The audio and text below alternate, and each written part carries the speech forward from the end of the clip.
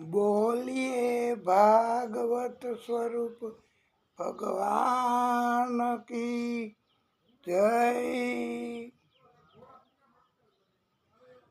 बाल कृष्ण लाल की जय। आदि शक्ति की जय। सूरज नारायण भगवान की जय।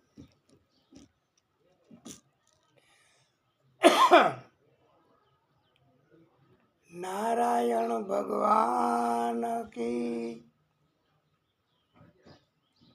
जय।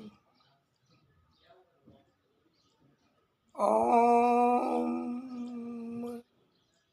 श्री परमात्मने नमः। ओम श्री सरस्वत्यै नमः।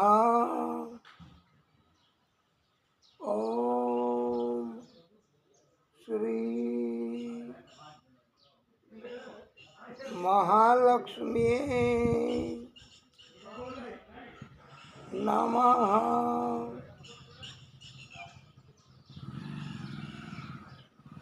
ओम श्री गणेशाय नमः। ओम श्री पुराण पुरुषोत्तमाय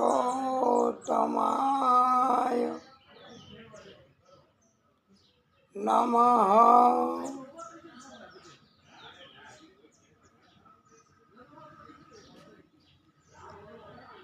ओम नमो भगवते वासुदेवाय।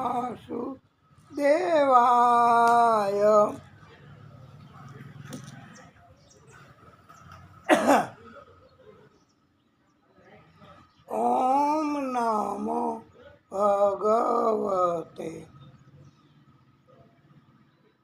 वासुदेवाय। ओम नमो भगवते वासुदेवाय।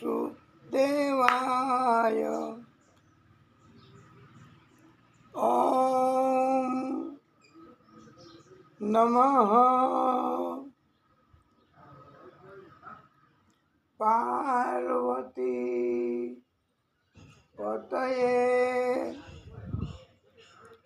हर हर महादेव हर।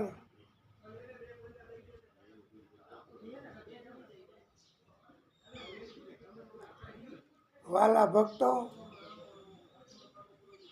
આપ સર્વેના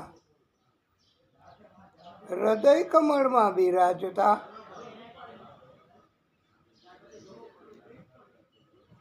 ભાગવત સ્વરૂપ ભગવાન આદિ શક્તિ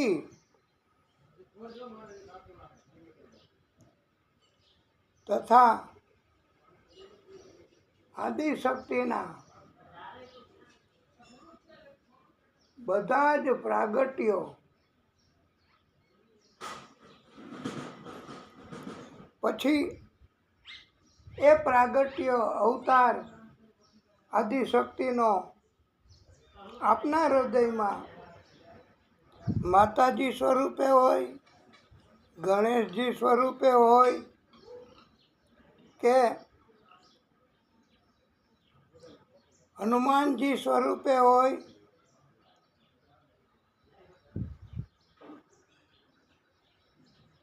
મહાદેવજી સ્વરૂપે હોય, કોઈ પણ સ્વરૂપે હોય, એ બધા અવતારો પ્રાગટ્યો આદિશક્તિના જે આપના હૃદયમાં બિરાજમાન છે એને આપણા બધાયના કોટાનું કોટી દંડવત પ્રણામ. શ્રી વૃંદાવન બિહારી લાલ કી જય. આપણે ગણેશજીનો સુંદર મજાનો શ્લોક બોલીશું, જે આપણને પણ બહુ પ્રિય છે અને સરળતાથી બોલી શકાય એવો લાગે છે. તમારાથી બોલાય તો બોલજો, નહીતર બે હાથ જોડીને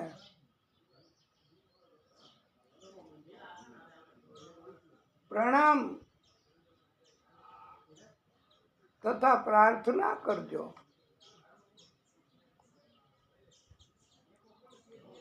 વિઘ્નેશ્વરાય વરદાય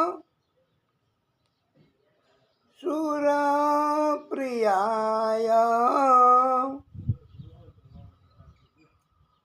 લંબોદરાય શકલાય જગત્પિતાય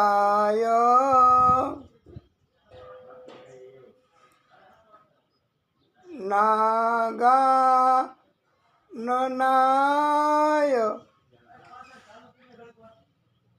શ્રુતિયજ્ઞ વિભૂષિતાય ગૌરી સુતાય ગણનાથ નમો નમસ્તે. કસ્તુરી તિલકમ લલાટ પટલે વક્ષ સ્થલે કૌસ્તુભમ નાસાગ્રે વરમોક્તિકમ કરતલે વેણુ કરે કંકણમ વેણુ કરે કંકણમ સર્વાંગે હરિચંદનમ સુલલિતમ કંઠે ચમુક્તાવલી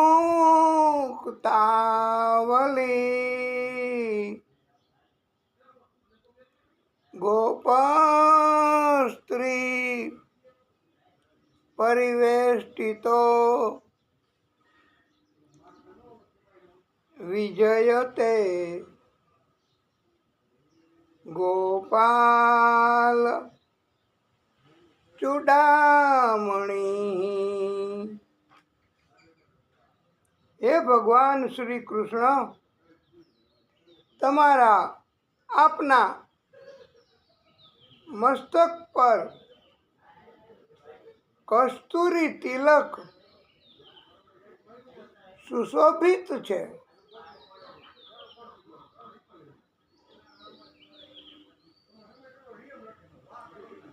તમારા વક્ષસ્થળ પર દેદીપ્યમાન કૌસ્તુભ મણિ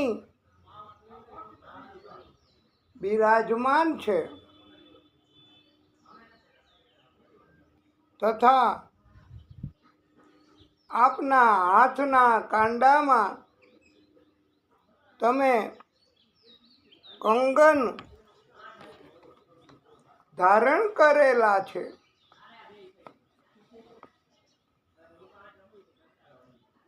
હે હરિ, હે પ્રભુ,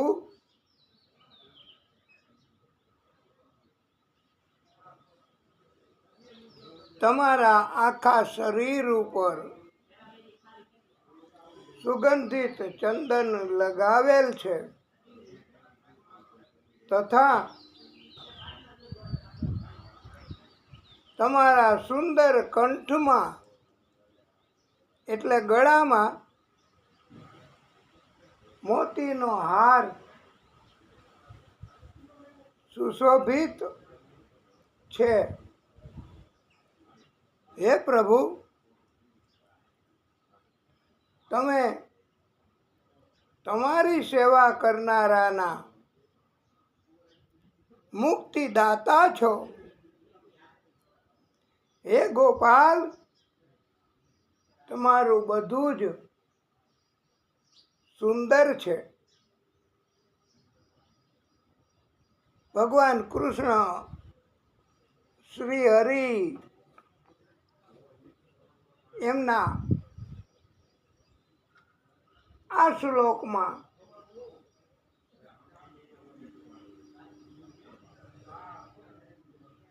શણગાર અને શોભા એનું વર્ણન કરવામાં આવ્યું છે. ઓમ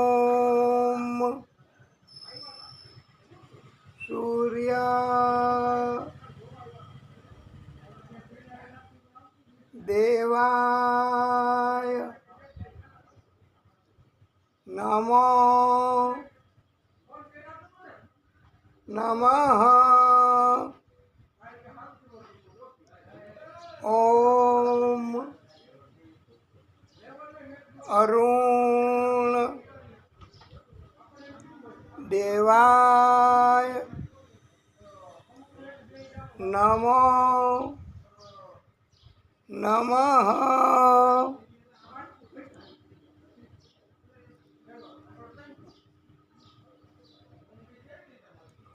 ઓમ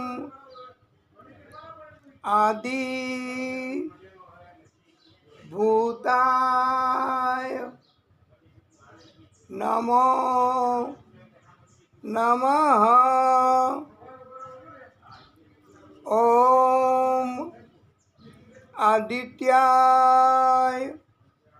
નમો નમઃ. ઓમ રવિ દેવાય નમો નમઃ.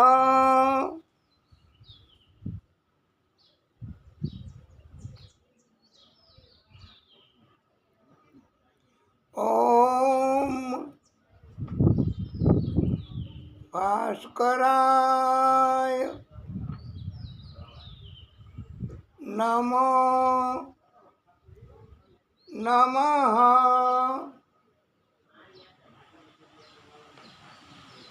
ઓમ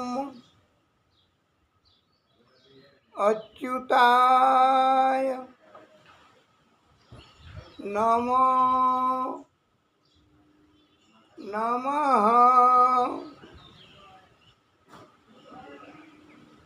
ઓમ વિશ્વ રૂપાય નમો નમઃ.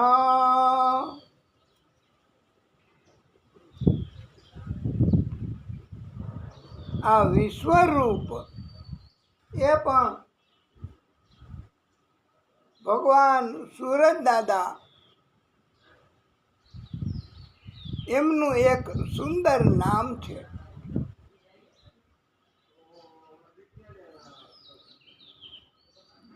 આ સૂરજદાદા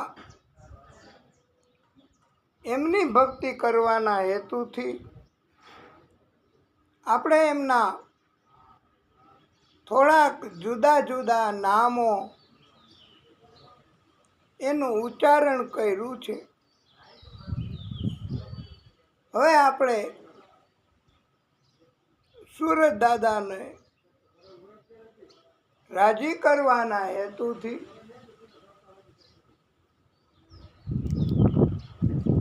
દિવ્ય સ્તુતિ મંત્ર કરીશું.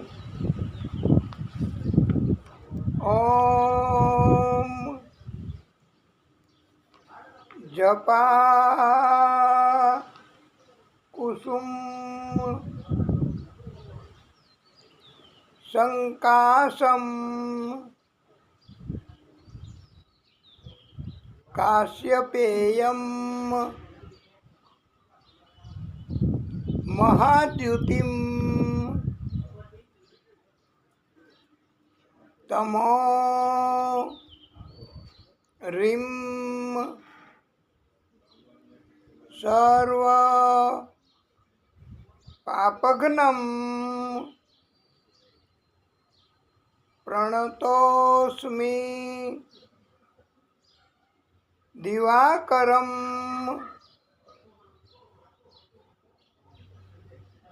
દિવાકર એ પણ સૂરજદાદાનું એક નામ છે. સૂરજદાદાના બધા જ નામ, અનગિનત નામ એ ઉચ્ચારણ કરવાથી એમની ભક્તિ થઈ જશે. વાલા ભક્તો, સૂરજદાદાની કથા, સૂરજદાદાની વાત, સૂરજદાદાનું મહત્વ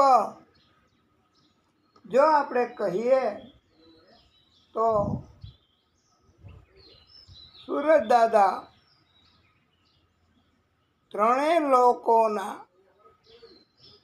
સ્વામી છે. સૂરજ ભગવાન જપા પુષ્પની જેમ જ ગ્રહમંડળમાં અરુણિમામયી છે તથા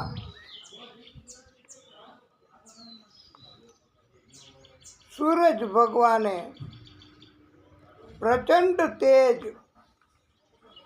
ધારણ કરેલું છે. વાલા ભક્તો, એ આપણને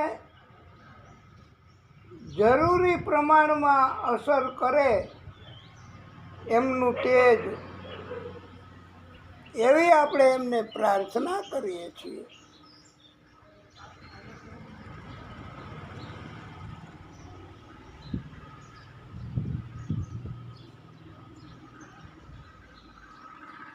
સૂરજદાદા એની દરેક સમયે જરૂર પડે છે. એમના વગર કોઈ જીવ સજીવ એ શ્રી હરિ પોતાનું જીવન ટકાવી શકે નહીં. સૂરજનારાયણ ભગવાન બ્રહ્મા સ્વરૂપ પણ છે,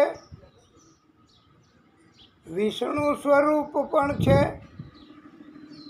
મહાદેવ સ્વરૂપ પણ છે. બ્રહ્મા, વિષ્ણુ અને મહાદેવ ત્રણેયની અંદર સૂરજ ભગવાનની શક્તિ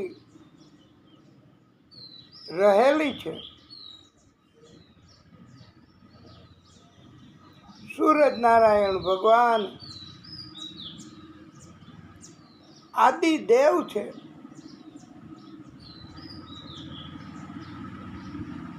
પ્રત્યક્ષ દેવ છે. સૂરજ નારાયણ ભગવાનને એટલે તો દેવતા કહેવામાં આવે છે, દેવ કહેવામાં આવે છે.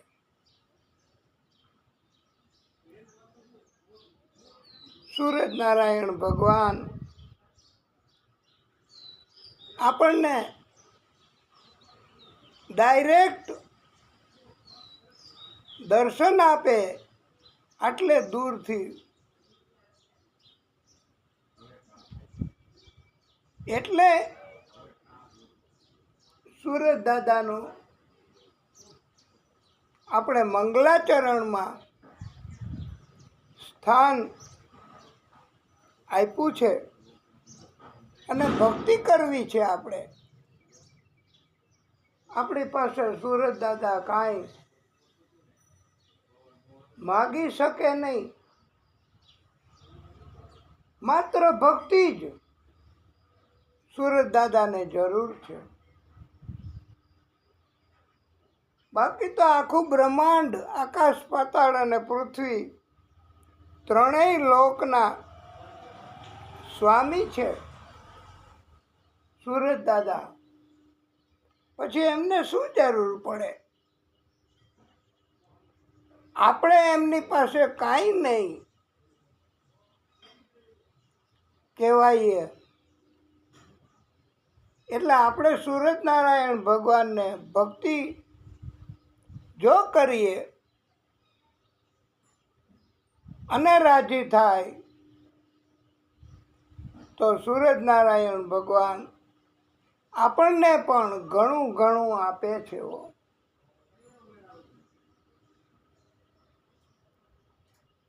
સૂરજ નારાયણ ભગવાન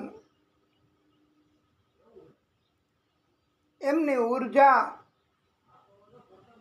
એ અનેક રીતે આપણું જીવન સરળ બને એવી રીતે ઉપયોગમાં આવી શકે છે. વૈજ્ઞાનિકોએ પણ આની શોધ કરેલી છે.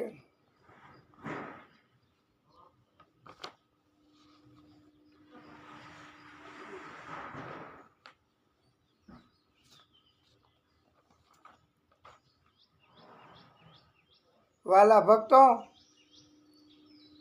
સ્પેશિયલ અવતાર આદિશક્તિના કે પ્રાગટ્ય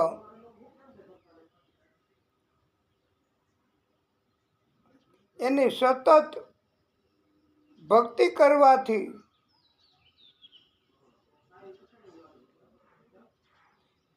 આપણું એ અવતાર ધારણ કરનાર તથા આદિશક્તિ એ પણ જીવન દરમિયાન સ્પેશિયલ ધ્યાન રાખશે એવું પંડિતોએ કહ્યું છે.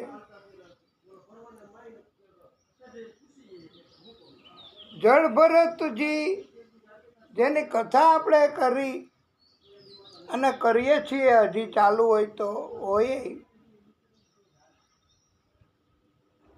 ધ્રુવજી, પ્રહલાદજી, એમણે બધાએ બહુ આકરી ભક્તિ કરી હો. હા, સ્પેશિયલ ભક્તિ કરી. આપણે પણ કોઈ ભક્તો કે વક્તાશ્રીઓ ભાગવતજીના એ ભગવાનની સ્પેશિયલ ભક્તિ કરે, આકરી ભક્તિ કરે, જોકે આપણાથી થઈ ન શકે આકરી ભક્તિ. એમની કૃપા થાય તો થાય, એ વાત તમારી બરાબર. નહીતર આપણે ભક્તિ ન કરી શકીએ, આપણાથી કાંઈ સહન ન થાય ને. આપણે મનુષ્યનું શરીર એ કાંઈ સહન ન કરી શકે. આ તાપ, આ બારિશ, વરસાદ, આ ઠંડી, જેવી રીતે હીટ વેવ, ઠંડા અરે ગરમ પવનો આ આપણા શરીરને નુકસાન કરે, એવી રીતે શીત વેવ, ઠંડા પવનો પણ વિન્ટરમાં, ઠંડી સિઝનમાં નુકસાન કરે. આપણે સ્પેશિયલ ભક્તિ કરી ન શકીએ, પણ જો ભગવાનની કૃપા થાય તો આપણે સ્પેશિયલ ભક્તિ કરીએ. સ્પેશિયલ એટલે આકરી. પછી તરત જ અર્જન્ટ આપણને પ્રભુ શું આપે? આકરામાં આકરી ભક્તિ કરવાનું ચાલુ કરી દઈએ તો ભગવાન આપણને શું આપે? આ મૂળ પ્રશ્ન શ્રીમદ ભગવત ગીતા, આ ભાગવત નહીં હો, ભગવત ગીતા, એમાં બેમાં ફેર છે. શ્રીમદ ભાગવત મહાપુરાણ એ આ ભાગવત કથા, અને શ્રીમદ ભાગવત ગીતા એટલે કૃષ્ણ ભગવાને અર્જુનને મહાભારતના યુદ્ધના મેદાનમાં સંભળાવેલી હતી એ ભાગવત ગીતા. અને ભાગવત ગીતાની અંદર એવું આવે છે, 9મો અધ્યાય શ્લોક નંબર 22 કે દેવો ભગવાન બધાય ભક્તિથી રાજી થાય, એની આકરી ભક્તિ કરીએ તો આપણું ધાર્યું ન હોય એના કરતાં વધારે આપણને આપે છે.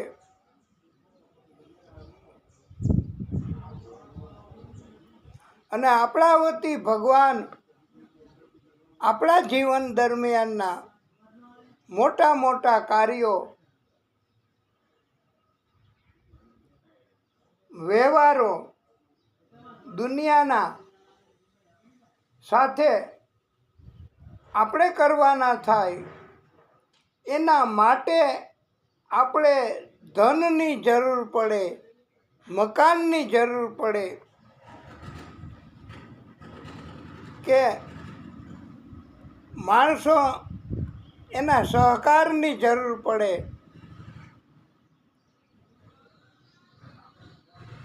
તો આકરી ભક્તિ કરીએ ભગવાનની, દેવની,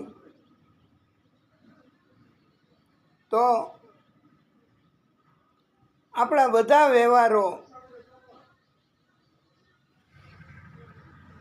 એ ભગવાન પોતે કરે છે. અને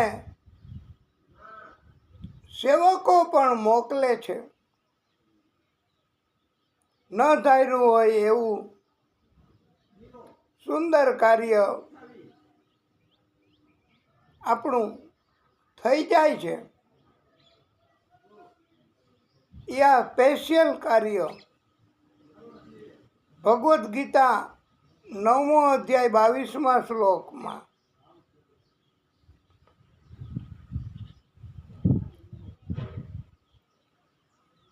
એવું સમજાયું છે. અનન્યાશ્ચિંતયન્તો મામ અનન્યાશ્ચિંતયન્તો મામ યે જનાઃ પર્યુપાસતે યે જનાઃ પર્યુપાસતે તેષાં નિત્યા નિયુક્તાનાં તેષાં નિત્યા નિયુક્તાનાં યોગક્ષેમં વહામિ અહમ યોગક્ષેમં વહામિ અહમ. આ જળ ભરતજીએ સ્પેશિયલ ભક્તિ, આકરી ભક્તિ કરી. સદાય ભક્તિ કરતા હતા. પ્રહલાદ, ધ્રુવ એમણે પણ આકરી ભક્તિ કરેલી. બીજા કોઈમાં ધ્યાન જ ન આપ્યું. આવી રીતે બીજે ક્યાંય ધ્યાન આપ્યા વગર સ્પેશિયલ ભક્તિ, ખાસ ભક્તિ, આકરી ભક્તિ કરે બધું સહન કરીને, તો એનો બધો જ જીવન દરમિયાનનો કારભાર, વ્યવહાર, કાર્યો એ બધાય ખાસ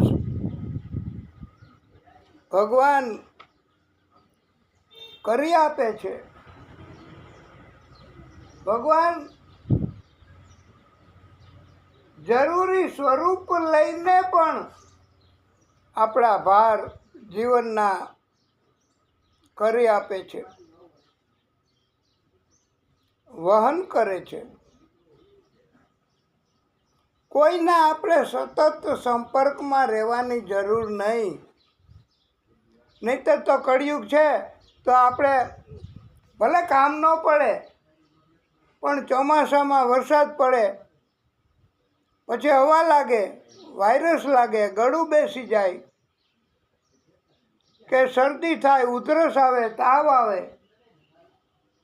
તો પછી આપણે ડાક્ટરની પાસે જઈએ એના કરતાં ડાક્ટરની હારે સતત સંપર્કમાં હોય છે ઘણાય. અને ડાક્ટરને મોબાઈલથી રિંગ પણ કરતા હોય છે. શું કામ એ કરતા હોય? કે જરૂર પડે તો ડાક્ટર આપણને સારી વાત કરે. આમ તો પૂરતા પૈસા તો લઈએ જ. પૈસા કે નાણાં એ તો લેવાના જ, પણ ડાક્ટરની સાથે સંબંધ, સંપર્ક સતત રાખ્યા હોય તો આપણી ઉપર કૃપા કરે. આવી રીતે જો આપણે ખાસ આકરી ભક્તિ કરીએ તો ભગવાન પોતે આપણું કાર્ય બધું કરી આપે જીવન દરમિયાનનું. અને આખા જીવનનો ભાર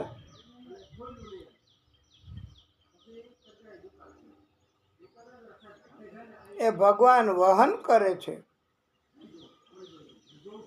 કોઈની સાથે આપણે સંબંધ રાખવાની મજબૂરી નિભાવવાની જરૂર નથી, કારણ કે આકરી ભક્તિ કરીએ છીએ. પછી ભગવાન બધું કરી આપે. કોઈ આપણને જીવનમાં કોઈ ને કોઈ રીતે નડતર ઉત્પન્ન કરે, અટકાયત કરે, તો નથી આપણે આ કુંતા માતાએ માગ્યું કે અમને જીવનમાં સતત કષ્ટ આપો તો અમે તમને યાદ કરીએ. શું કામે? કે કષ્ટ આપે તો એને યાદ કરો એટલે એ ભગવાન એનું કામ કરી આપે, કષ્ટ દૂર થાય. આવી રીતે આ ભગવદ્ ગીતા એમાં સમજાવ્યું છે કે તમારે માત્ર ને માત્ર ભક્તિ કરવી, બસ આકરામાં આકરી ભક્તિ કરવી, અને શક્ય હોય તો 24 કલાક ભક્તિ કરવી. તો ભગવાન તમારા જીવનના મહાન કાર્યો, મોટા મોટા કષ્ટ, પાપ એ પણ હરી લે છે અને તમારા બધા કાર્યો ભગવાન કરી આપે છે. આ નરસિંહ મહેતાનું તમે સાંભળ્યું હોય તો કે ઊંડી લખી આપી, એ માયલું ત્યાં કાંઈ હતું નહીં. પછી તો ભગવાને ખાસ મોટામાં મોટી નગરી બનાવી, પેઢી બનાવી, ફર્નિચરો સરસ, માણસો બધાય નમ્રતા, વિનય, વિવેક અને મીઠી જીભાનવાળા. તો નરસિંહ મહેતાના કાર્ય એની ઊંડી સ્વીકારી લીધી હો. અને પૂછ્યું કે તમે આટલું બધી મોટી પેઢી તો આ તમારા શેઠે જે લખી આપી ઊંડી, એ તમારે શું થાય? એ કે એ તો નરસિંહ મહેતા છે, એ તો મહેતાજી છે, એ તો અમારા શેઠ થાય છે, અમે તો એના નોકર છીએ. ભગવાન પોતે આવા વ્યવહારો કરે છે. નરસિંહ મહેતાનું રૂપ લઈને નથી ગયા, ઘીની બરણી લઈને, અને પાછળથી ભગવાને નરસિંહ મહેતાનું રૂપ લઈને મોટામાં મોટું કાર્ય મહેતાજીનું, એને દીકરીના લગ્ન કરાવી આપ્યા, જાન જમાડી દીધી, વિદાય કરી આપ્યા બધાય મહેમાનોને. આ બધું કાર્ય નરસિંહ મહેતાનું રૂપ ધારણ કરીને ભગવાને કરી આપ્યું. એ આ ભગવદ્ ગીતાનો 9મો અધ્યાય અને 22મો શ્લોક, એમાં એવું કહ્યું છે કે યોગ ક્ષેમમ વહામી અહમ. એટલે આવા બધાય કાર્યો કરે એને કહેવાય યોગ અને ક્ષેમ. એ આપણો ભાર બધોય ભગવાન એ ઉપાડી લે છે જીવનનો. અત્યારે તો કોઈ માણસોય નથી તમારો ભાર કે વહીવટ સંભાળી શકતા. તો આ ભગવાન પોતે, એની ભક્તિ કરવાથી શું નથી થતું? અત્યારે આપણે આ એટલા માટે વિગતવાર મંગલાચરણની કથા કરી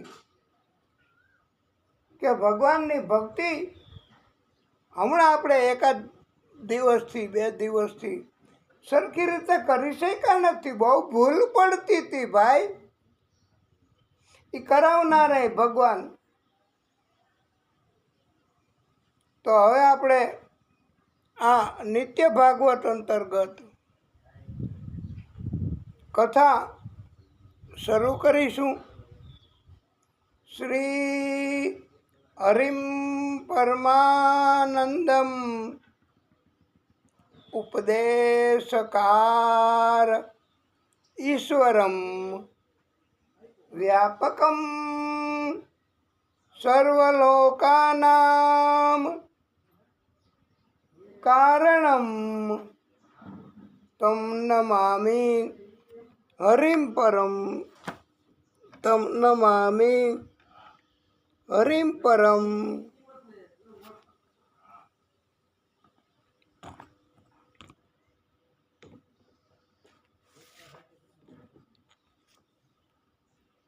આપણે ગઈકાલની જેમ આ નિત્ય ભાગવત અંતર્ગત આપણે ભગવાનને પ્રિય એવું ભલે 2 લીટી 1 પંક્તિ આપણે તમે પણ ગાજો.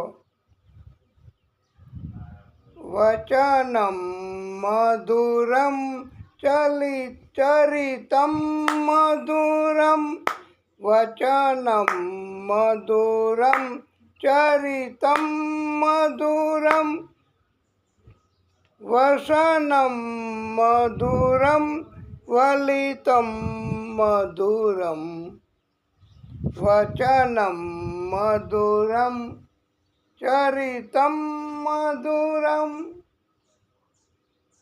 વસનમ મધુરમ વલિતમ મધુરમ ચલિતમ મધુરમ ભ્રમિતમ મધુરમ ચલિતમ મધુરમ ભ્રમિતમ મધુરમ મધુરાધિપતે અખિલમ મધુરમ વચનમ મધુરમ ચરિતમ મધુરમ વસનમ મધુરમ વલિતમ મધુરમ ચલિતમ મધુરમ ભ્રમિતમ મધુરમ મધુરાધિપતે અખિલમ મધુરમ અધરમ મધુરમ વદનમ મધુરમ અધરમ મધુરમ વદનમ મધુરમ નયનમ મધુરમ હસિતમ મધુરમ હૃદયમ મધુરમ ગમનમ મધુરમ મધુરાધિપતે અખિલમ મધુરમ. આ ભગવાન એમને પ્રિય મધુરાષ્ટકમ એ દરરોજ તમારે પણ પાકું કરી આવું અને આ એક લીટી કેવી અથવા જેટલું કહેવાય એટલું તમારે કહેવું તો ભગવાનની કૃપા આપણી ઉપર થશે અને ભક્તિ કરી કહેવાશે. આપણે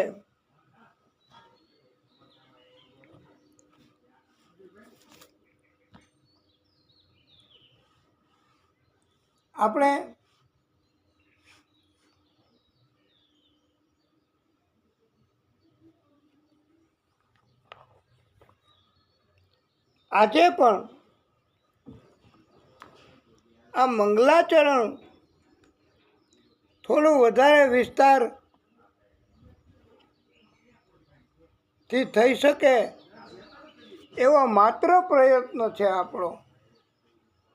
અને આજે પણ તમને રાસ નહીં લેવડાવીએ. જો લઈ શકાતા હોય તો તમારે રાસ લેવા.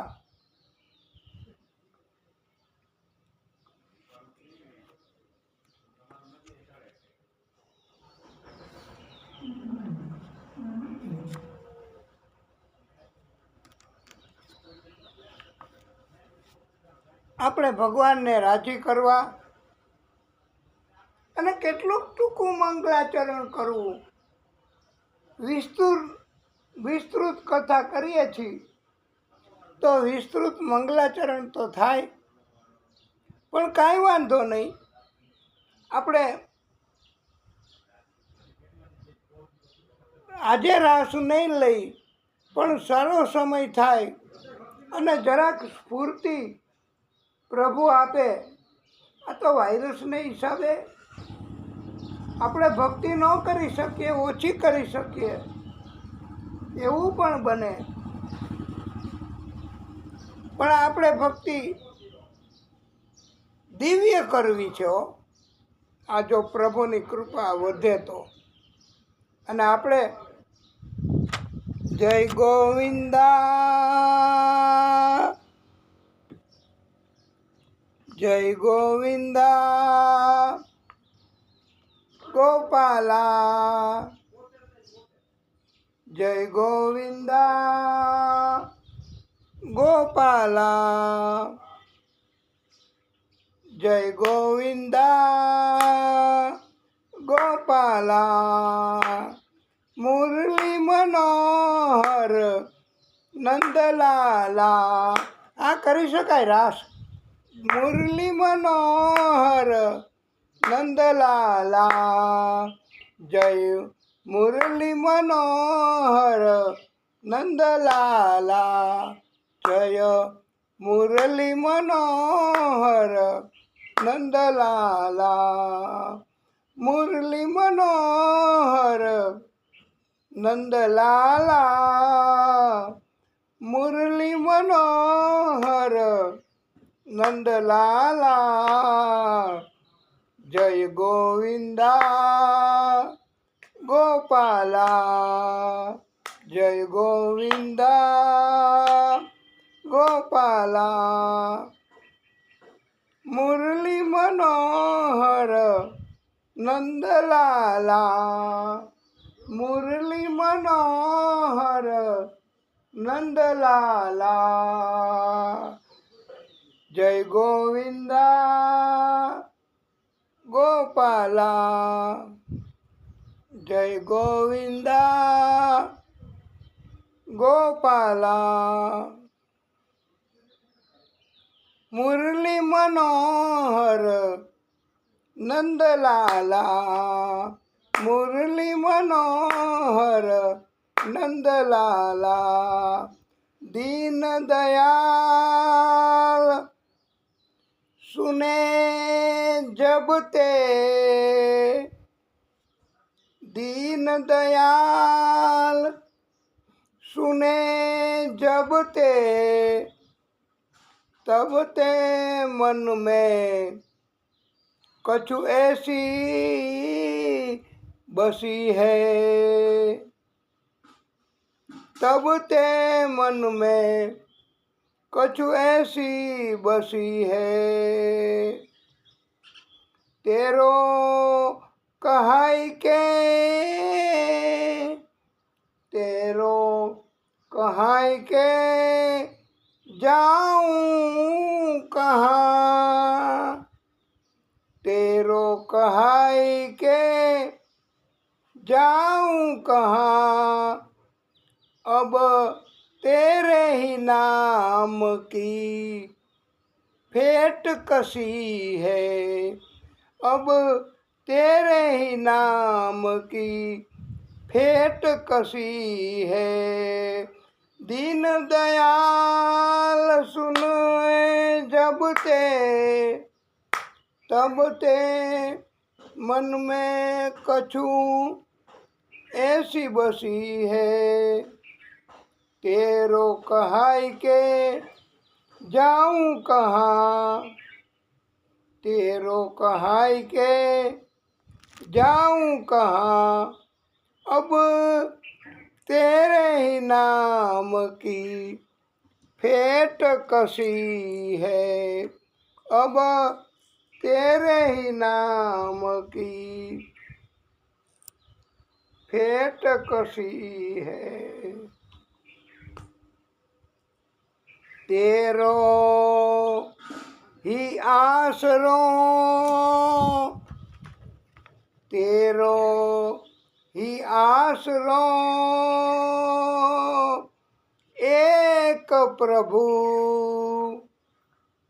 तेरो ही आसरो एक प्रभु नहीं कोई अब दूजो नसी है,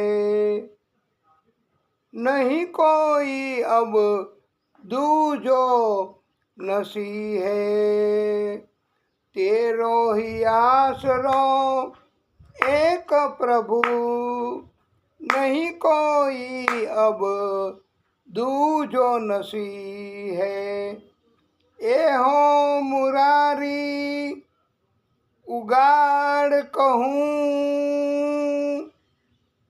ए हो मुरारी उगाड़ कहूँ, यामीन मेरी हंसी ना ये तेरी हंसी है, मेरी हंसी ना ये तेरी हंसी है।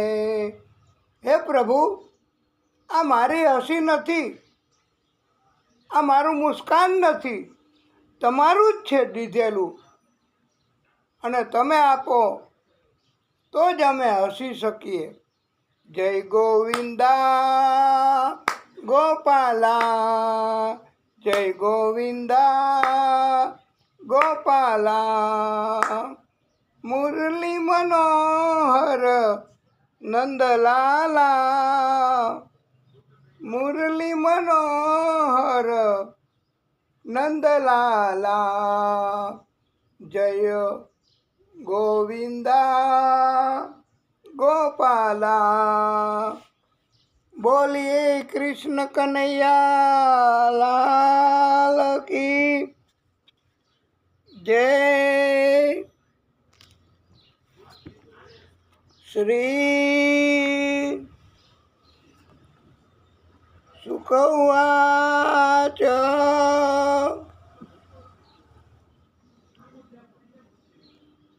હે રાજન, પરમાશ્ચર્ય થયું છે.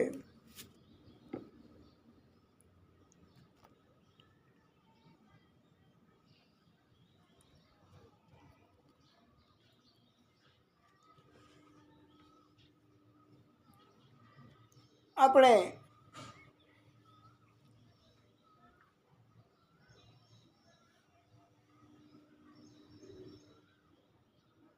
આ પરમાત્માની કૃપા એ મેળવવા માટે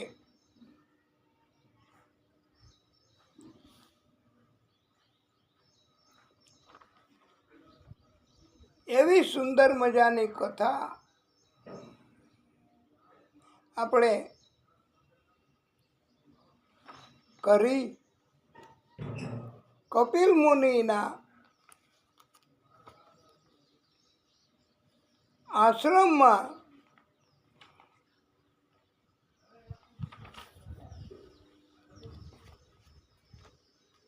રહુગણ રાજા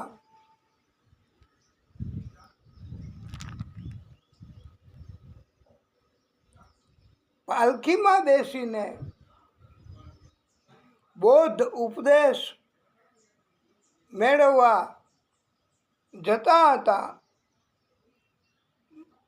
અને બૌદ્ધને ઉપદેશ મેળવવા માટે એટલા માટે જવું પડે વાલા ભક્તો, કે આપણે કેવી રીતે પ્રભુની કૃપા મેળવવી, કેવી રીતે આપણે પ્રભુને રાજી કરવા, એ આપણે તો કાંઈ શીખીને આવ્યા ન હોય.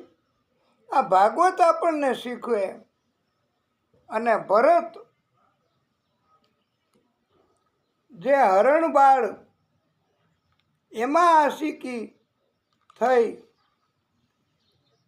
એ ભરત એમને બીજો જન્મ લેવો પડ્યો હરણ ના રૂપમાં. પછી ત્રીજો જન્મ બહુ ભક્તિ કરવાથી બ્રાહ્મણની ઘરે થયો, અને આ જળ ભરત ઓળખાણા કહેવાણા. હવે ચોથી જગ્યાએ જન્મ થાય એ પહેલાં ભગવાનની બહુ ભક્તિ કરી, અને ભક્તિ કરવાની ઈચ્છા તો આ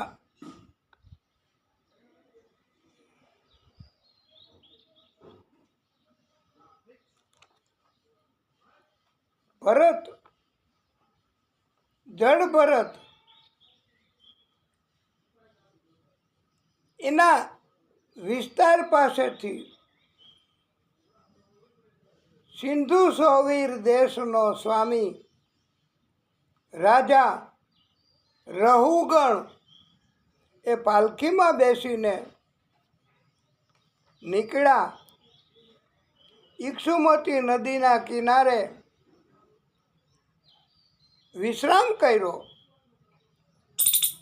પડાવ નાખ્યો અને ભોજન આરામ એવું કરવાની તૈયારીઓ કરી.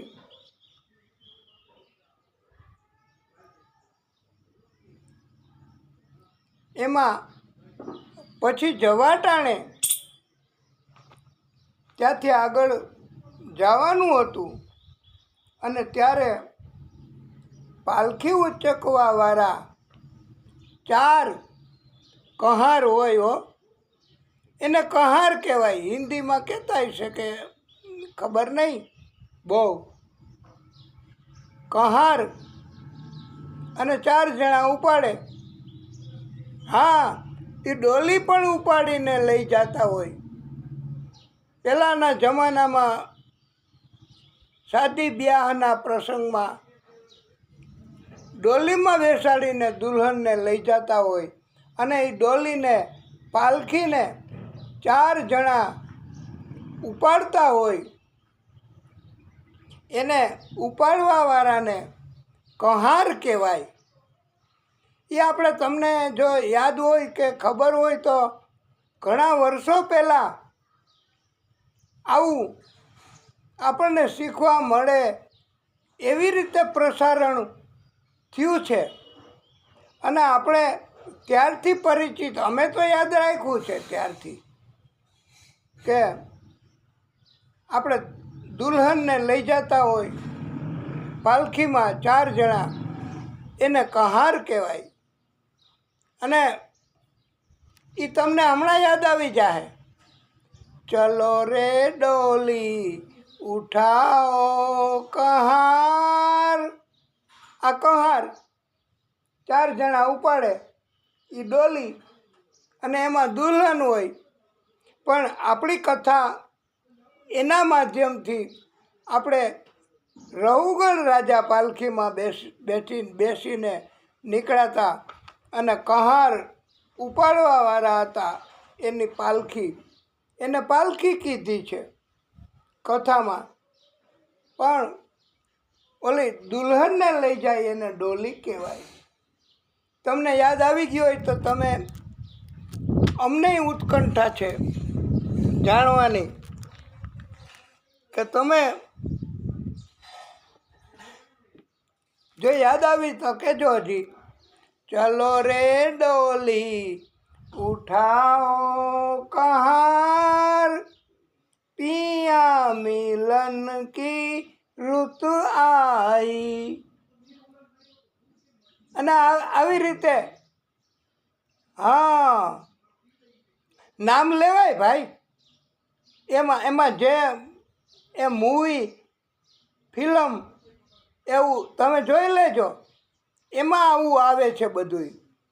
એને જાની દુશ્મન. અને આ પૂરું થાય ગીત, વારે વારે એમાં આવે, અને પૂરું થાય પછી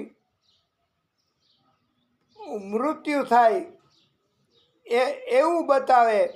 એ જોકે આપણે કથા કરવી નથી એની, પણ આ તો એક આપણી કથાને જરાક અસરકારક બનાવવા માટે અને તમને બધાને યાદ કરાવવા, આ યાદ અને જ્ઞાન વધે એવો આપણો હેતુ છે. તો આ પાલખીમાં બેસીને જાતા હતા એમાં ઇક્ષુમતી નદીના કિનારે વિશ્રામ કર્યો અને ત્યાંથી પાલખી આગળ ગઈ. પણ એક કહાર એટલે પાલખી ઉચકવાવાળો 4 હતા. એમાંથી એક કહાર એક બીમાર થઈ ગયો, વાયરસ લાગી ગયો. આ જો ભાગવતમાં આવું આવે છે, અસમર્થ થઈ ગયો કોઈ પણ કારણથી. એ કે હું પાલખી નહીં ઉપાડી શકું. આ શરીરનો કાંઈ ભરોસો છે? વાલા ભક્તો, શરીરનો કાંઈ ભરોસો નથી હો. આજે તમારું શરીર એકદમ બરાબર, અત્યાર સુધી બરાબર હાલતા હતા 4 કહાર, અને એક પાલખી ઉચકવાવાળો ભોજન લીધું અને આરામ કર્યો થોડોક, તો એ કે હું પાલખી નહીં ઉપાડી શકું, હું હાલી નહીં શકું, હું અસમર્થ બની ગયો છું, મને આવી અસર છે. એટલે એણે ઇનકાર કર્યો. પછી બીજા કોકને ગોતવા તો પડે. હવે બીજા કોને ગોતવા? અજાણ્યું ગામ, અને બીજા ગામના માણસોએ કીધું કે આ અટોકટો જળ ભરત છે, એને લઈ જાઓ ને, અમે અહીંયા અમારે એ વધારાનો જ છે અને કોઈ કામનો ઘરના નહીં નથી. તો સિંધુ સોવીર દેશના સ્વામી રાજા રહુગણ એમણે જળ ભરતને સાથે લીધા અને પોતાનો પ્રવાસ, પોતાની પદયાત્રા અને રાજાની પાલખી યાત્રા, કહારની પદયાત્રા આગળ ગઈ, લઈ ગયા. પણ હવે આ 3 જણા દુનિયાના માણસો, મજૂરો, પાલખી ઉચકવાવાળા જ, એનો ધંધો જ ઈ. અને આ ભરત, જળ ભરતજી, એ તો ભક્તિ કરવાવાળા, ભગવાન સિવાય બીજું કાંઈ ન કરે. અને પાલખી ઉચકતા ચાલવું પડે, ડગલામાં માંડવા પડે. તો સંસારના માણસો, દુનિયાના માણસો અને આ ભક્તિ કરનારા ભરતજી, એ બેયની ચાલ કાંઈ સરખી થોડી હોય, એ બેયનું જીવન કાંઈ સરખું થોડું હોય, એ બેયના જીવનના વ્યવહારો કાંઈ સરખા થોડા હોય. બધો ફેર પડી જાય ભાઈ. એટલે ભરતજી એની ચાલ બરાબર નહોતી, મેળમાં રહેતી 3 જણાની સાથે. અને વારે વારે રાજા રહુગણ પાલખીમાં બેઠા હતા અને પાલખી અલક ડોલક થાય. જળ ભરતજી ક્યારેક લાંબો ડગલા મૂકે, ક્યારેક ટૂંકા ડગલા મૂકે, અને ક્યારેક સાવ ઊભા રહી જાય. અને આવા સમયે પાલખીમાં બેઠા હોય રાજા, અને પાલખીના જે લાકડાનો ભાગ હોય એ ઉપરના ભાગે, એ બરાબર રાજાને આ વાગવાથી માથામાં ઈજા થતી રાજાને. અને રાજા, એને ગુસ્સો આવતો, ત્યારે કહે કે તમે બરાબર ચાલો ભાઈ, સરખા કેમ નથી ચાલતા? જેમ બળદને લાકડી પણ મારવી પડે, સરખા ચાલતા ન હોય તો ગાડામાં, એવી રીતે આ રાજાએ કીધું, ઠપકો દીધો. ત્યારે 3 કહારોએ કીધું કે મહારાજ, અમે તો બરાબર હાલીએ છીએ, પણ આ નવો આવ્યો છે, એ ટૂંકા ડગલા મોટા ડગલા ભરે છે અને લેવલમાં નથી રહેતો. ત્યારે રાજા રહુગણ એમણે આ જળભરતને કીધું કે તને હું પૂરો કરીશ, તને મારે મારવો પડશે, તું બરાબર ચાલ. આવી રીતે કટુ વચનો બધાએ રાજાએ કીધા અને ગુસ્સો થયો રાજાને.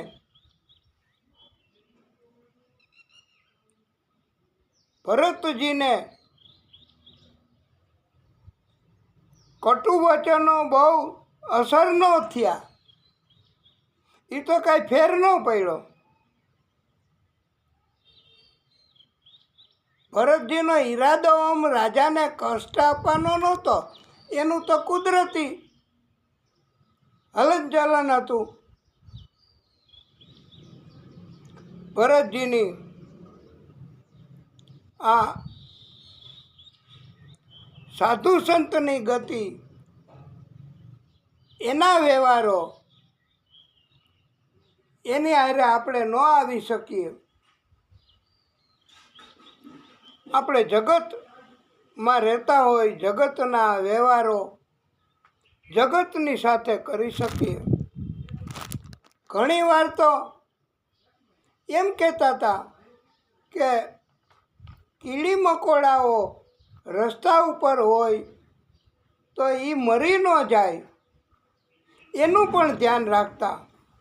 અને જળ ભરતજી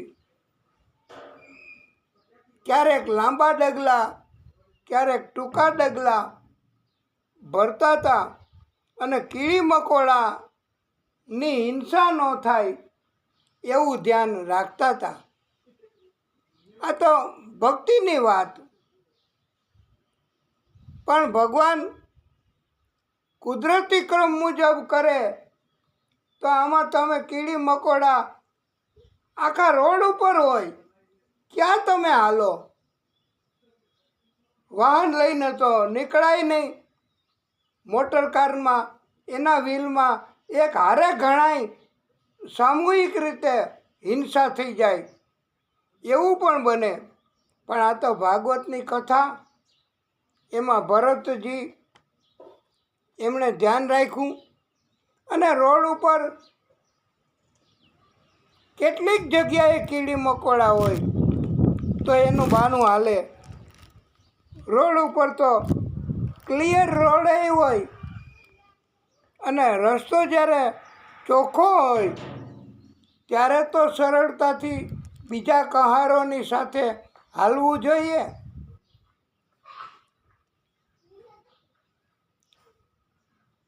પણ ભરતજી નહોતા હાલતા.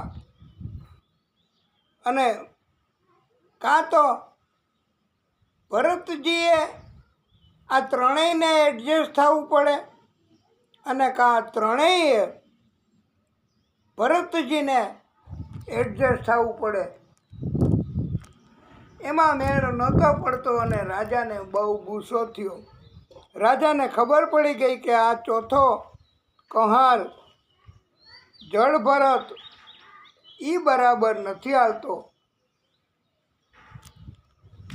અને રહુગણ રાજા એમણે કહ્યું હું તને મારી નાખીશ. ત્યારે ભરતજીએ કહ્યું હે મને મારી નાખશો? તમને ખબર છે તમે મને મારી શકશો? ત્યારે ભરતજીએ કહ્યું હું એટલે મને એટલે કોને મારશો? મારા શરીરને તમે બહુ કીધું, ઠપકો દીધો, લાકડી મારો તો મારું શરીર એને ઈજા થશે. પણ મારી અંદર આ શરીરને ટકાવી રાખનાર એ તો કોઈ બીજો જ છે, આત્મા છે. અને એને તમે મારી ન શકો. એ શરીરમાંથી નીકળીને બીજામાં વયો જાય. એટલે આત્માને તમે મારી શકતા નથી. આ તમારો વેમ છે રાજા. જળભરતજી એ રાજાને કાંઈક ઉપદેશ સ્વરૂપમાં કહ્યું કે તમે મને મારી ન શકો રાજન, હું મરું એમય નથી, હું એટલે મારો અંદરનો આત્મા, આ શરીરમાં જે પિંજરામાં છે એ આત્મા. એમ કીધું છે કે હું અમર છું. અત્યાર સુધી તમે મારા શરીરને કષ્ટ આપ્યું, શરીરને ન કહેવાના વચનો કહ્યા, પણ મેં ધ્યાનમાં લીધું નથી, મેં તમને કાંઈ કહ્યું નથી, પ્રતિક્રિયા કરી નથી. હવે તમે મને જે કહો છો કે મારી નાખશો મને, તો મને મારી નાખશો એટલે કોને મારી નાખશો? મારી અંદર તો આત્મા છે, અને આત્માને કોઈ મારી શકે નહીં. અમર છે, એવું કોઈ સાધન નથી, હથિયાર નથી કે આત્માનો નાશ કરી શકે, બે ફાડા કરી શકે, કે વીંધી શકે, કે અગ્નિ બાળી શકે. આત્માને કોઈ ન મારી શકે. અને આપણા શરીરમાંથી વાલા ભક્તો, એ આત્મા એ નીકળી જાય પછી શરીરને બાળી નાખવું પડે, દફનાવી નાખવું પડે, એનો નાશ કરવો પડે. અંદરથી આત્મા નીકળી ગયો. જ્યાં સુધી આ શરીરમાં આત્મા છે, ભગવાન છે, આત્મા એટલે ભગવાન,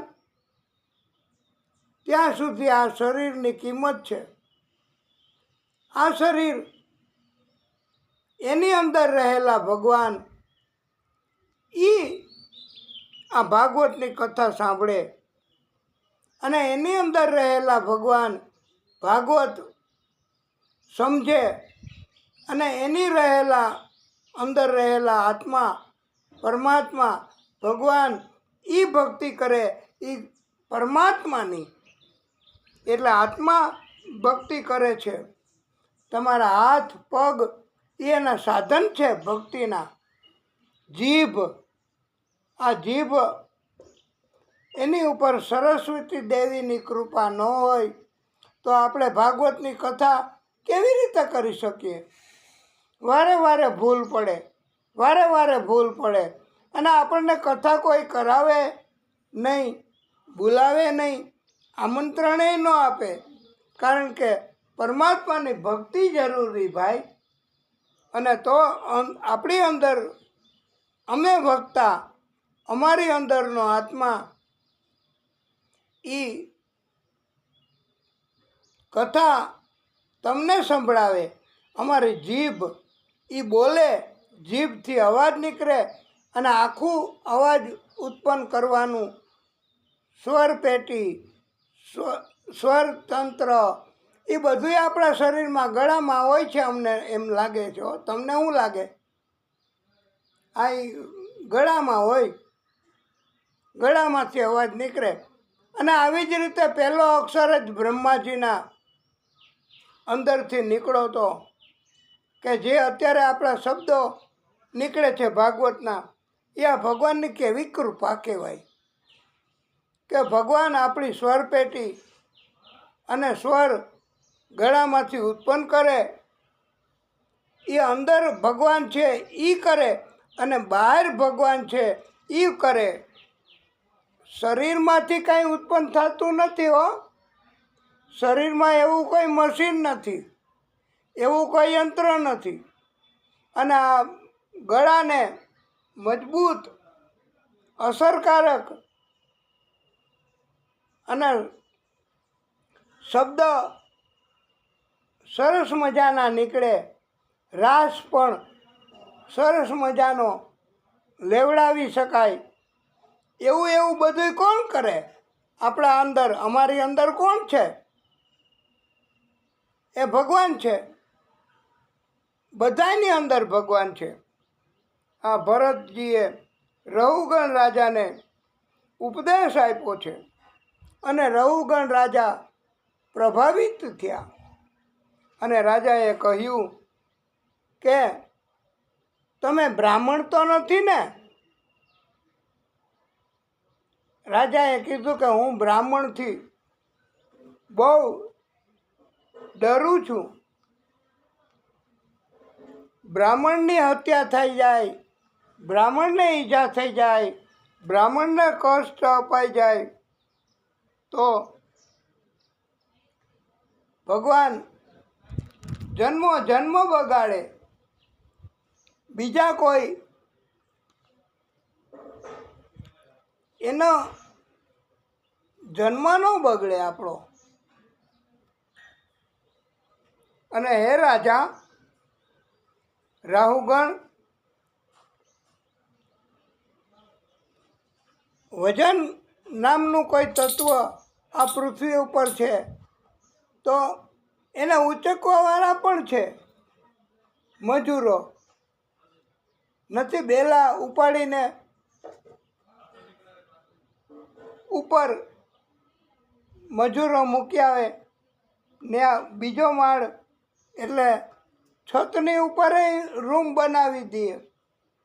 આ વજન અને કેડી રસ્તો છે તો રસ્તે ચાલનારા છે.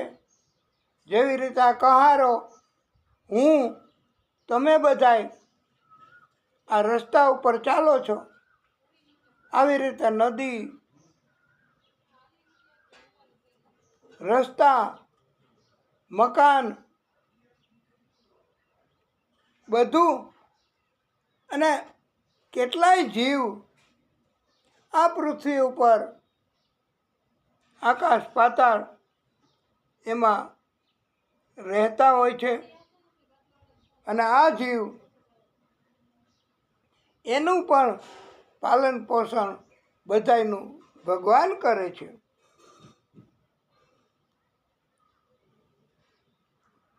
ત્યારે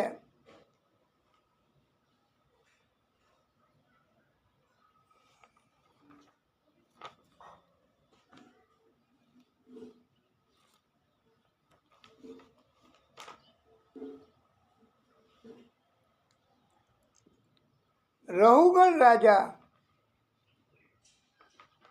એ તો પ્રભાવિત થઈ ગયા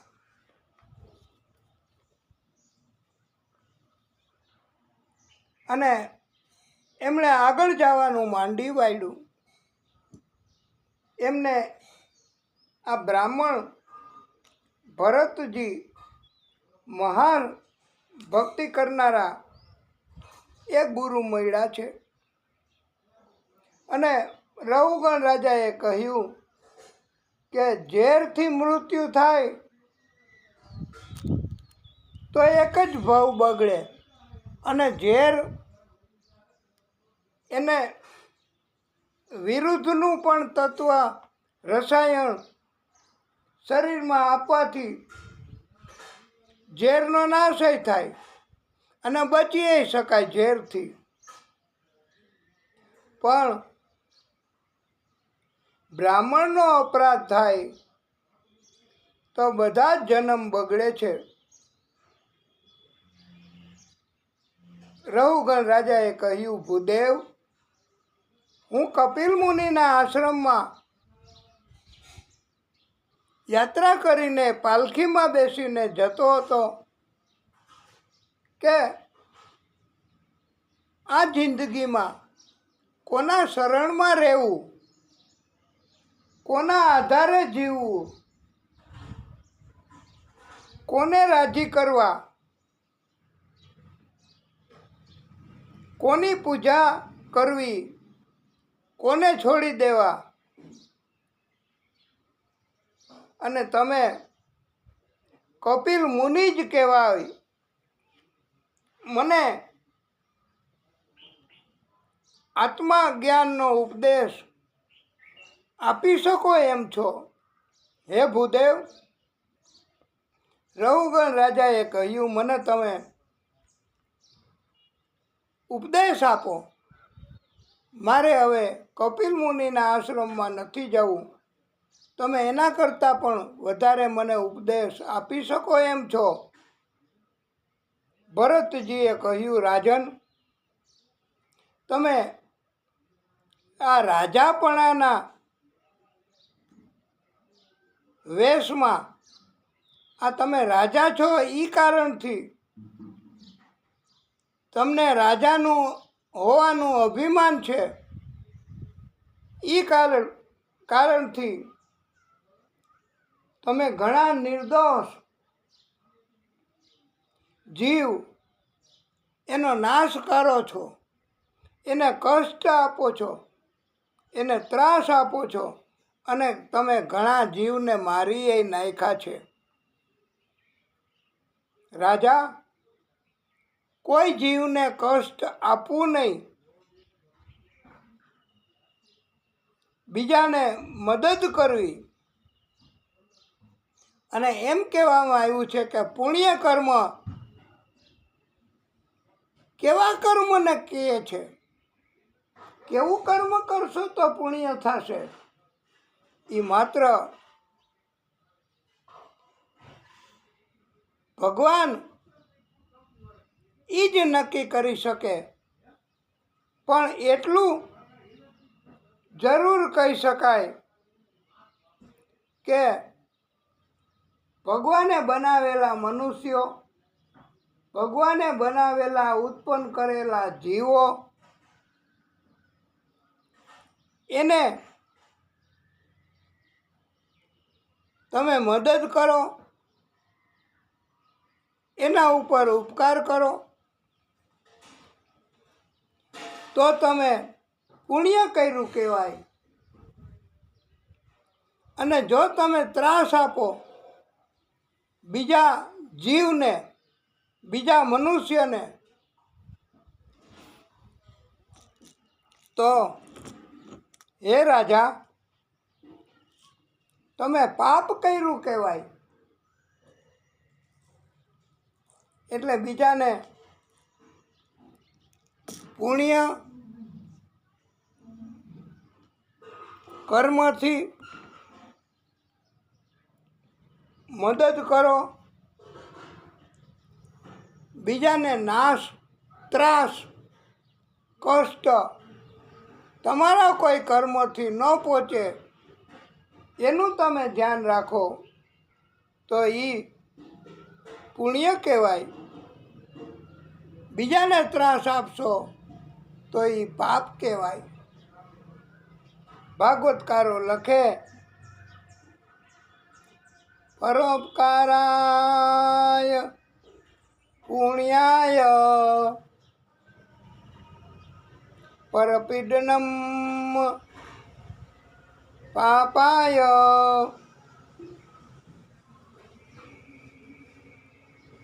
આપણે પણ એવો બોધ ગ્રહણ કરવાનો છે, તમારે પણ અને અમારે પણ, કે બીજાને કષ્ટ ન આપવું, બીજાના દુઃખ ઓછા કરવા, બીજાને મદદ કરવી. તમારી પાસે 2 રોટી હોય તો એમાંથી આધી રોટી બીજાને આપવી. આ બધાય પરોપકારના કાર્યો ગણાશે. કોઈની ઉપર અભિમાનના કારણથી એના હાથ પગને ઈજા કરવી, એને ત્રાસ આપવો, એને કહેવાય પરપીડનમ. બીજાને પીડા આપવી એને મોટામાં મોટું પાપ કહેવાય છે. રાજા, મન ઇન્દ્રિયોને કંટ્રોલમાં રાખી સત્વ, રજો, તમો એનો નાશ કરવો એ જ પરમ ભક્તિ કહેવાય છે. 5 જ્ઞાનેન્દ્રિય, 5 કર્મેન્દ્રિય, મન આ 11મું એનાથી પ્રભુનું ચિંતન ભક્તિ કરવી. હાથ પગ આ બધી ઇન્દ્રિયો 5 અને 5 કર્મ કરવાવાળી ઇન્દ્રિયો અને મન એટલે હૃદય આત્મા, એનાથી ભક્તિ કરવી. બીજાઓ તરફે દયા રાખવી. રહુગણ રાજા એ અગાઉ જન્મોમાં પણ સંપર્કમાં આવ્યા હતા ભરતજીની સાથે. આ વખતે જેમ રહુગણ રાજા બન્યા છે એવી રીતે અગાઉ મૃગબાળ તરીકે જન્મ થયો હતો અને ત્યારે આ ભરતજીને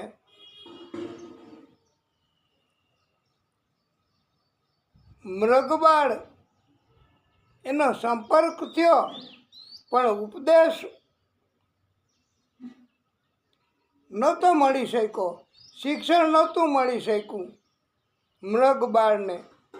એટલે આ વખતે રાજા બન્યા અને ચિંતન કરતા હતા. અંતકાળે મૃગબાળ એ પોતાના માલિક માવજત કરતા એ ભરત એમનું ચિંતન કરતા કરતા મૃત્યુ થયું. એટલે આ વખતે આ જન્મમાં પછી મૃગબાળનું મૃત્યુ થયું અને રાજા ભરત એ પછી જળભરત સ્વરૂપે થયા અને મૃગબાળ આ રહુગણ રાજા થયા. અને અગાઉના જન્મોમાં બાકી હતું બોધ આપવાનું, શિક્ષણ આપવાનું. એ કાર્ય આજે ભરતજીએ પૂર્ણ કર્યું. રાજા એને ઉપદેશ આપ્યા રહુગણને અને એમ કીધું કે કોઈ પણ મનુષ્ય, હે રાજા, જ્ઞાન પ્રાપ્ત કરીને જ્યાં સુધી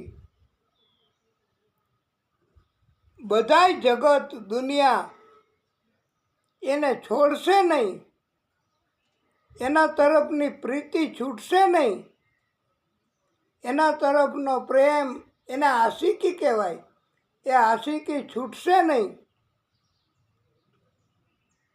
કામ, ક્રોધ એવા 6 શત્રુઓને મનુષ્ય જ્ઞાન પ્રાપ્તિ કરીને, ભક્તિ કરીને જ્યાં સુધી જીતી નહીં લે 6 શત્રુઓને, ત્યાં સુધી મનુષ્યએ, હે રાજા રહુગણ, ભટકવું પડે. મનુષ્યએ જગત આખામાં, દુનિયામાં, આ ગામ, આ જિલ્લો, આ રાજ્ય, આ દેશ, એમાં ભટકવું પડે. પણ જ્યારે બધી ઇન્દ્રિયો એને કંટ્રોલ કરીને દુનિયામાં જેટલી વસ્તુ છે ભગવાન સિવાયની એને છોડશે નહીં, એના તરફની આશિકી, એના તરફનો પ્રેમ છોડશે નહીં, ત્યાં સુધી એને ભટકવું પડશે. હે રાજન, પરમ પરમાત્મા આદિ શક્તિ એની ઉપાસના કરો કે જેનો નાશ નથી, કે જે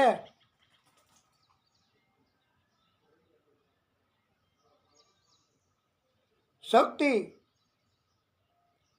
કાયમ છે, બધાને મદદ કરે છે, દુનિયામાં અવતારો લે છે.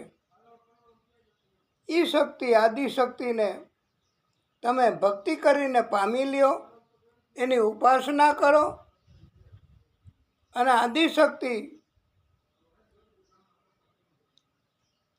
તમને પ્રભુ જેવું પરમ પદ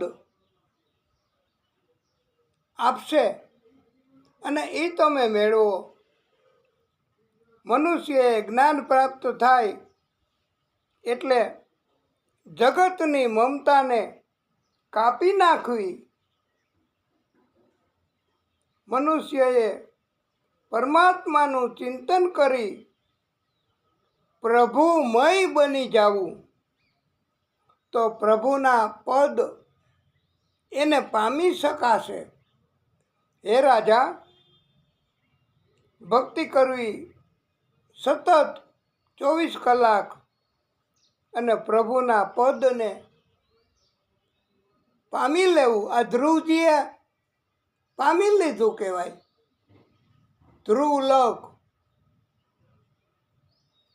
બહુ ભક્તિ કરી, એ તમે દાખલો આ ભાગવત આપણને સમજાવે છે. માટે હે રાજા, આ સંસાર એ ભવાટવી છે. દુનિયા જગત એમાં વારે ઘણીએ જન્મ મૃત્યુ એ કર્મના બંધનના હિસાબે થાય છે. અને આખા જગતમાં આવવું પડે, જવું પડે, આવવું પડે, જવું પડે.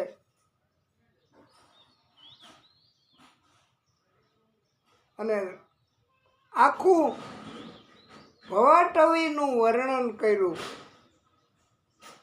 રહુગણ રાજાના બધા જ સંશય એનો નાશ કર્યો. પછી તો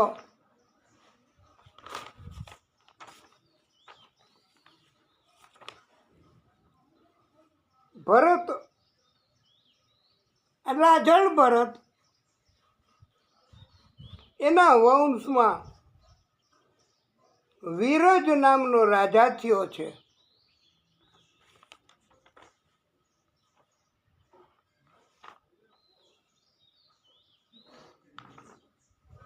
વાલા ભક્તો,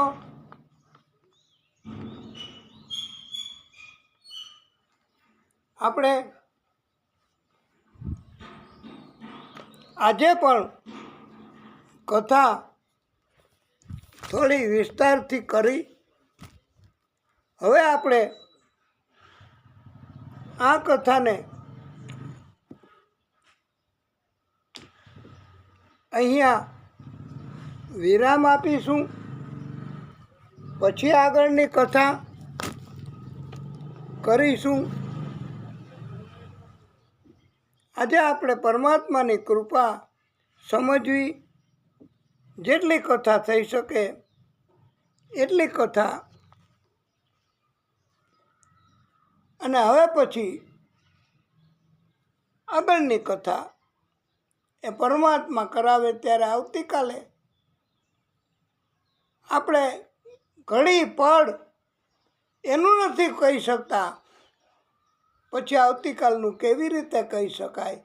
પણ છતાંય આ તો ભાગવત ભગવાન છે, આપણી ઉપર કૃપા કરે અને આપને સાંભળવાની અને હૃદયમાં રાખવાની શક્તિ આપે કથાને.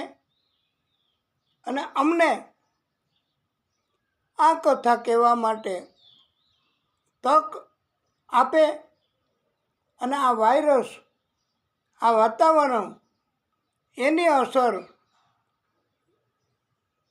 ન થાય એવી આ તબક્કે અર્જન્ટ માગણી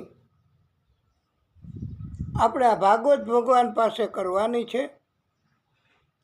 નહીતર અવાજ વહી ગયો હોય તો પછી કેવી રીતે કથા કરી શકાય?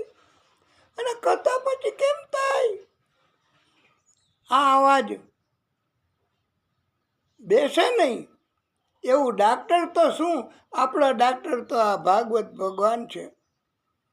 એ જ કરે અને એ જ ધ્યાન રાખે અને સતત ભક્તિ કરાવે. બસ એવી પ્રાર્થના સાથે બોલીએ ભાગવત સ્વરૂપ ભગવાન કી જય. ઓમ નમઃ પાર્વતી પતયે હર હર મહાદેવ હર. કથાને વિરામ.